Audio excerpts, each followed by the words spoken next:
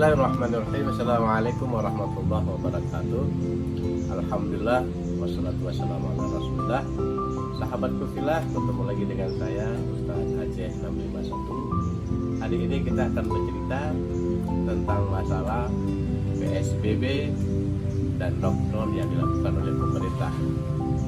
Namun hakikatnya PSBB itu memang perlu sih dilakukan, namun tidak melarang kita untuk melakukan kegiatan ibadah ritual kita sebagaimana mestinya yang telah ditetapkan oleh Rasulullah dan Allah Subhanahu wa taala. Untuk senantiasa kita melaksanakan salat di masjid. Artinya apa? Kita tetap menjaga jarak, namun hakikat ibadah yang belum sempurna itu, namun kita bermohon kepada Allah kiranya Allah akan terus mengangkat wabah virus corona ini dengan cara kita bermunajat kepada Allah. Jangan sampai kita terlena dengan lockdown, dengan dengan PSBB. PSBB itu memang harus dilakukan karena menjaga jarak supaya itu penyebaran virus tidak akan terjadi dengan sesama jamaah-jamaah kita. Dan insya Allah kalau memang kita andalkan PSBB tanpa kita bermunajat kepada Allah, ini yang salah.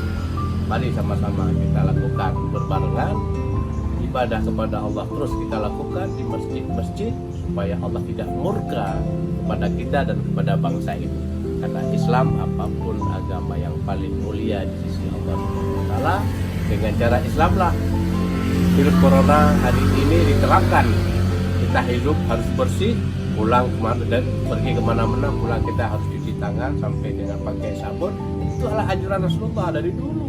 Makanya ada sebuah kaidah usul, la darara wa la dirara. Jangan kamu lakukan sesuatu yang membawa dirimu susah, wala dirara, dan jangan sampai orang lain jadi korban. Mudah-mudahan kita mampu melakukan itu. Wassalamualaikum warahmatullahi wabarakatuh.